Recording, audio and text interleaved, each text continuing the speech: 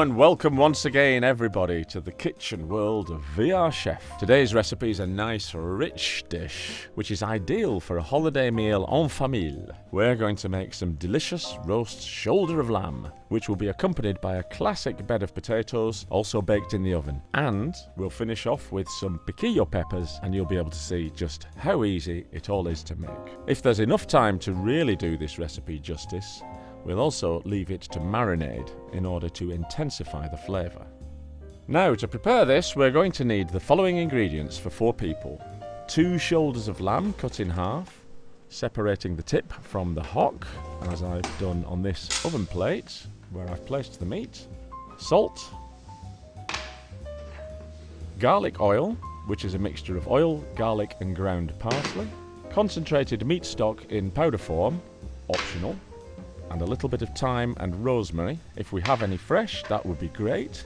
If not, then we can use dried thyme and rosemary, as I'm doing here. A pair of laurel leaves, 40 centilitres of white wine, and about the same quantity of water.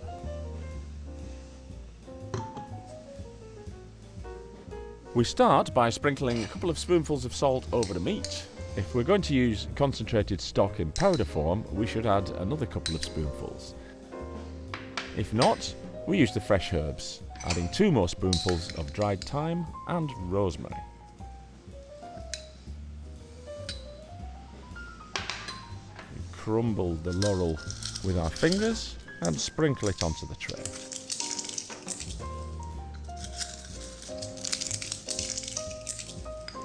Now it's time to add a generous quantity of our garlic oil, sharing it well among the shoulders.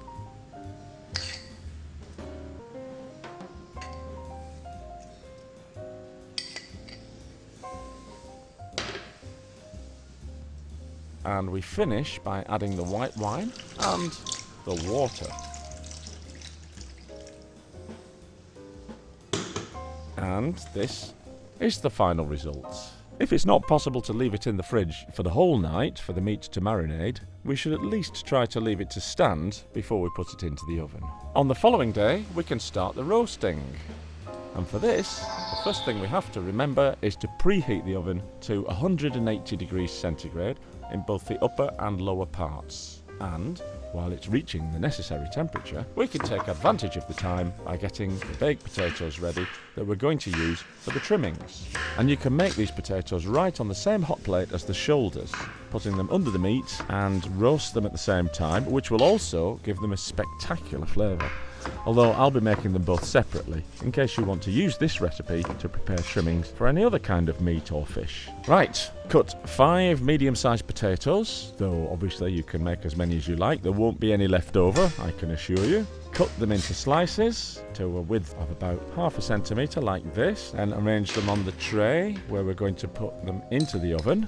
Add a couple of spoonfuls of salt, concentrated powdered stock, and abundant garlic oil. Approximately, I'd say 6 generous spoonfuls for this quantity, and some 30 centilitres of white wine. And finally, we cover the plate with aluminium foil, and now we have everything ready. Put the potatoes into the lower part of the oven and in the centre of the tray with the shoulders. Close the oven and keep it at 180 degrees centigrade for around 50 minutes, which is when we take out the lamb and turn it over so that it cooks equally well on both sides. So, into the oven it goes again for another 50 minutes.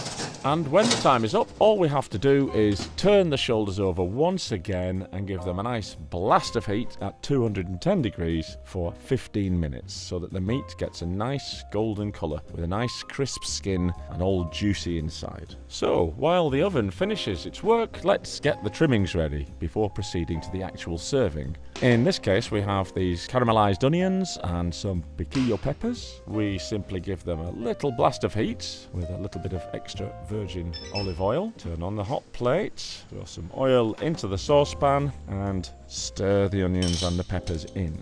Heat it up well, turn over, and now we have everything ready. And our kitchen smells absolutely delicious. Now we've got both the trays out of the oven. We take the aluminium foil very carefully off the potatoes so we don't get burned by the steam. As you can see, we've got some potatoes on one side of the plate, and over them we have the hock, and on the other side, a couple of hot piquillo peppers and a pair of small onions. And we use the juice in the tray as a sauce, and the result is spectacular. It's just a shame you can't smell it. Right, here's the list of ingredients, and I'm off to sink my teeth into this shoulder before it gets cold. So, see you next recipe, friends of VR Chef.